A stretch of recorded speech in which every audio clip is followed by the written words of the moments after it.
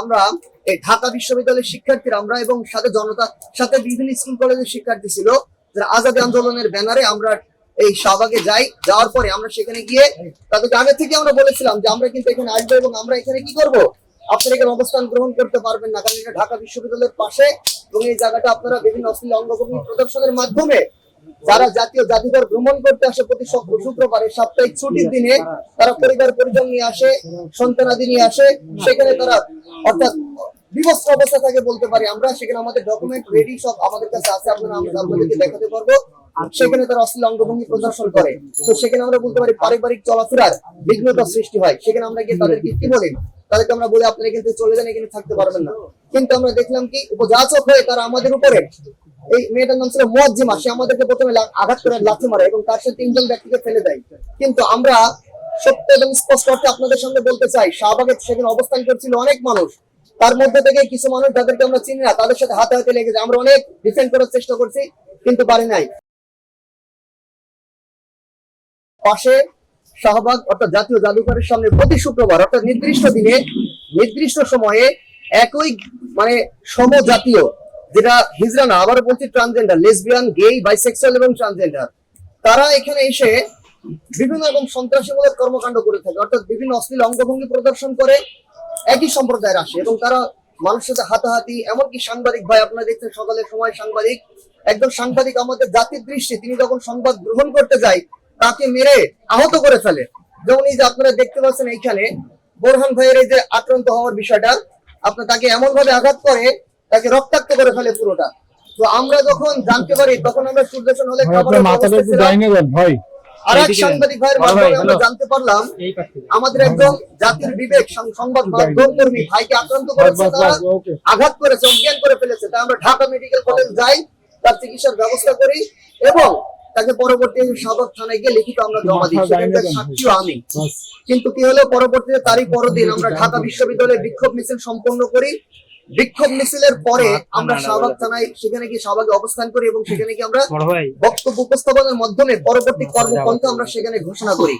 সেই কর্মপরিকল্পনার বা কর্মপন্থার ধারাবাহিক অবস্থানের ভিত্তিতে গত শুক্রবার আমরা এই ঢাকা বিশ্ববিদ্যালয়ের শিক্ষার্থীরা আমরা এবং সাথে জনতা সাথে বিভিন্ন স্কুল কলেজের শিক্ষার্থী ছিল যারা আজাদী আন্দোলনের ব্যানারে আমরা এই শাহবাগে যাওয়ার পরে আমরা সেখানে গিয়ে তাদেরকে আগে থেকে আমরা বলেছিলাম যে আমরা কিন্তু এখানে আসবো এবং আমরা এখানে কি করব, আপনারা এখানে অবস্থান গ্রহণ করতে পারবেন না, কারণ এটা ঢাকা বিশ্ববিদ্যালয়ের পাশে এবং এই জায়গাটা আপনারা বিভিন্ন অশ্লীল অঙ্গভঙ্গি প্রদর্শনের মাধ্যমে যারা জাতীয় জাদুঘর ভ্রমণ করতে আসে প্রতি শুক্রবারে সাপ্তাহিক ছুটির দিনে তারা পরিবার পরিজন নিয়ে আসে, সন্তানাদি নিয়ে আসে, সেখানে তারা অর্থাৎ বিভৎস অবস্থা থাকে বলতে পারি আমরা। সেখানে আমাদের ডকুমেন্ট রেডি সব আমাদের কাছে আছে, আপনারা আপনাদেরকে দেখাতে পারবো। সেখানে তারা অশ্লীল অঙ্গভঙ্গি প্রদর্শন করে, তো সেখানে আমরা বলতে পারি পারিবারিক চলাফেরার বিঘ্নতা সৃষ্টি হয়। সেখানে আমরা গিয়ে তাদেরকে কি বলি, তাদেরকে আমরা বলি আপনারা কিন্তু চলে যান, এখানে থাকতে পারবেন না। কিন্তু আমরা দেখলাম কি উপযাচক হয়ে তারা আমাদের উপরে, এই মেয়েটার নাম ছিল মুয়াজ্জিমা, সে আমাদেরকে প্রথমে আঘাত করে লাথি মারে এবং তার সাথে 3জন ব্যক্তিকে ফেলে দেয়।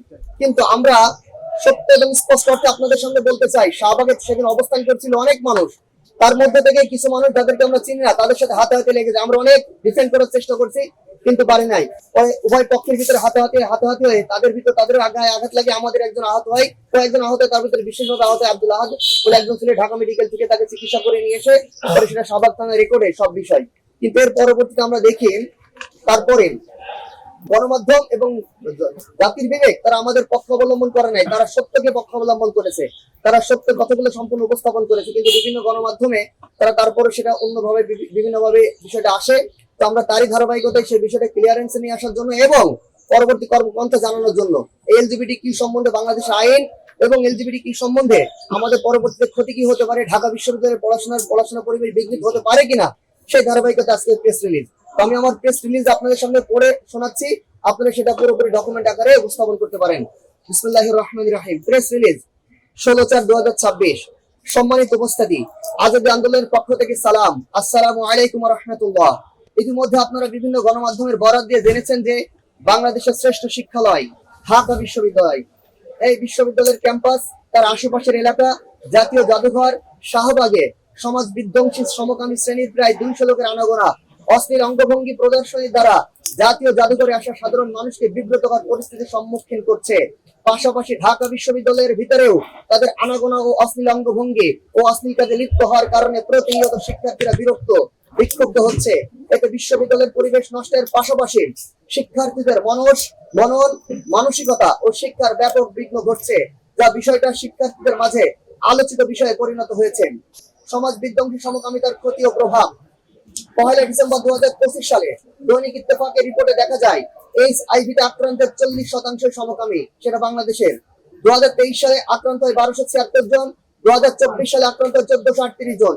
ইত্তেফাক পত্রিকার মাধ্যমে জানতে পারি একজন ভিকটিম অ্যালার্জি পরীক্ষার সময় এইডসে আক্রান্ত হিসেবে শনাক্ত হয়। সে জানায় সমকামিতায় জড়িত হওয়ায় এই পরিণতি এসেছে। যুবক বলেন, একটি ভুলের জন্য সারা জীবনে পস্তাতে হচ্ছে।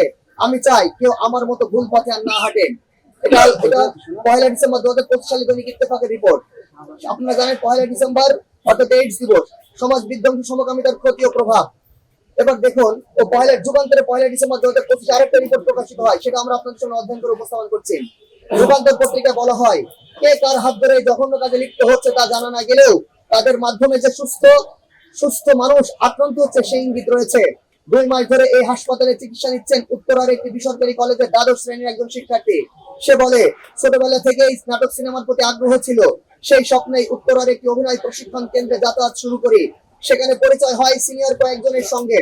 দ্রুত প্রতিষ্ঠা পাওয়ার আশায় এক সময় কেন্দ্রটির এক পুরুষ সদস্যের সঙ্গে নিয়মিত শারীরিক সম্পর্কে জড়িয়ে পড়ি। পরে জানতে পারি ওই ব্যক্তির সিফিলিস সহ যৌনবাহিত রোগ ছিল। 2 মাস আগে হঠাৎ শরীরে র্যাশ দেখা দিলে পরীক্ষার মাধ্যমে জানতে পারে এইডস আক্রান্ত হওয়ার বিষয়। সুতরাং আপনারা বিবেচনা করুন, এই যে সাধারণ শিক্ষার্থীরা এবং সাধারণ জনতা যারা কিনা না জেনে না বুঝে মানুষের সংস্পর্শে যাচ্ছে, ওই সমকামী শ্রেণীর সাথে তাদের ফাঁদে পা দিয়ে এইডস আক্রান্ত হচ্ছে। 2024 সালে এবং রিপোর্ট অনুযায়ী 2025 সালে 40% সমকামীরা আক্রান্ত, যা রিপোর্ট এবং রেকর্ডের আমাদের কাছে আছে। সমাজ বিধ্বংসী সমকামিতার ক্ষতি ও প্রভাব সম্বন্ধে আপনাদের সামনে বলি। আইনে সমকামিতা নিষিদ্ধ। কোন আইন? 1860 সালে পেনাল কোড 377 ধারা। যে ব্যক্তি কোনো পুরুষ, নারী বা প্রাণীর সাথে নিয়ম বিরুদ্ধ যৌন সম্পর্ক করে সে অপরাধী। Karnal intercourse against the order of nature. শাস্তি কি? যে ব্যক্তির সাথে সম্পৃক্ত তাকে আজীবন কারাদণ্ড দেওয়া হবে, অথবা 10 বছরের কারাদণ্ড অথবা জরিমানা সহ। এইখানে একটা বিষয় উল্লেখ করেছেন, প্রাকৃতিক নিয়ম বিরুদ্ধ বলতে কি বোঝায়? সমকামী যৌন সম্পর্ক উল্লেখ করা হয়েছে 1816 এ 370 পেনাল কোডে। পায়ুপথে যৌন সম্পর্কটা উল্লেখ করা হয়েছে এবং পশু সাথে যৌন সম্পর্ক উল্লেখ করেছে। 3টে বিষয়। অপরাধের ধরনটা কেমন হবে? কগনিজেবল, অর্থাৎ পুলিশ ওয়ারেন্ট ছাড়াই তাদেরকে গ্রেফতার করতে পারে। অজামিনযোগ্য, নন বেইলেবল, আশেপাশে মামলা তুলে নেওয়া যায় না। নন কম্পাউন্ডেবল, অর্থাৎ কেউ চাইলেও আপোষে মামলা তুলতে পারবে না। এই হলো বিষয়। আর এখন আমাদের কথা হলো যেটা কগনিজেবল ল, নন কম্পাউন্ডেবল, নন বেইলেবল।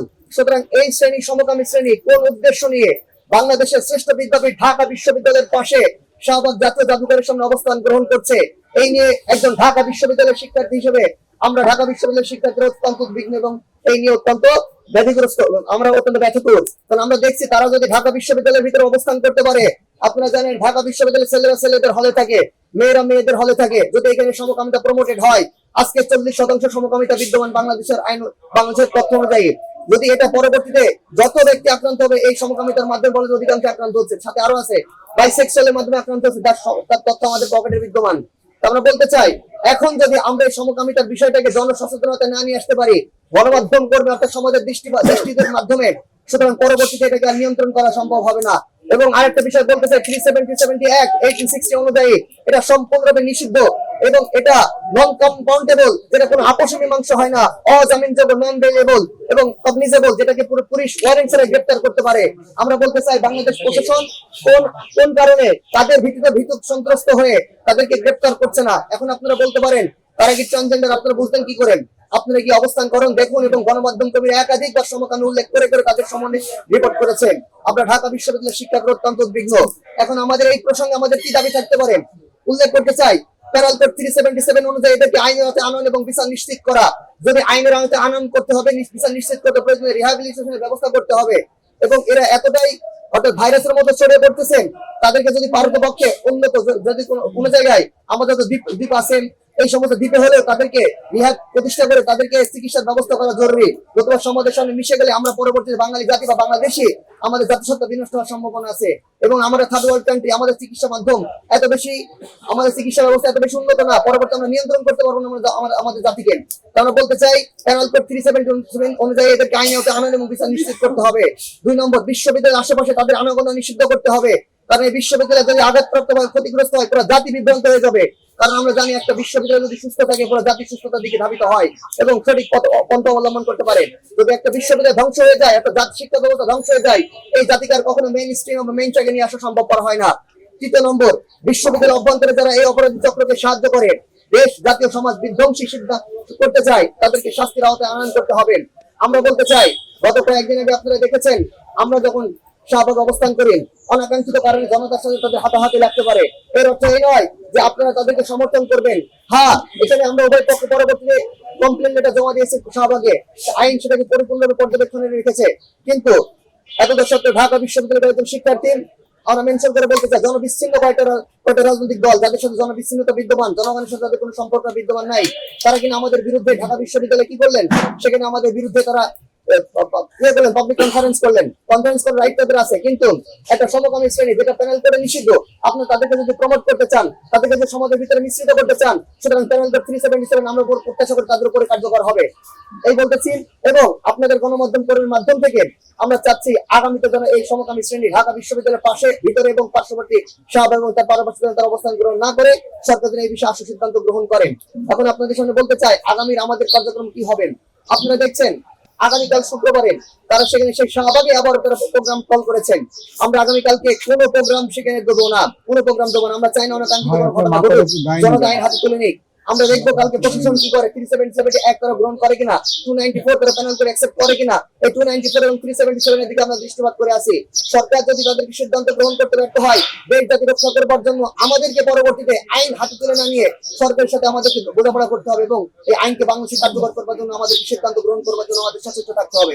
চেঞ্জটিভি.প্রেস, এক ফোঁটা হলুদ নেই।